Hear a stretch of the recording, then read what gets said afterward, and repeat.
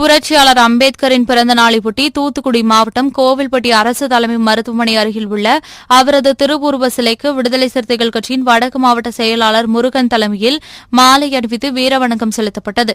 இந்நிகழ்ச்சியில் முன்னாள் மாவட்ட செயலாளர் கதிரேசன், வழக்கறிஞர் அணி மாநில துணை செயலாளர் பெஞ்சமின் பிராங்க்லின், நகர செயலாளர் கருப்புசாமி பாண்டியன், கோவில்பட்டி ஒன்றிய செயலாளர் மாடசாமி, இளஞ்சிறுத்தை எழுச்சி பாசறை விடுதலை சிறுத்தை கட்சியின் மாவட்ட செயலாளர் பிரபாவானன், மாவட்ட செய்தி தொடர்பாளர் மனுவேல் ராஜ், கரிசல் சேகர் உள்ளிட்ட பலர் கலந்து கொண்டனர். வீர வணக்கம்.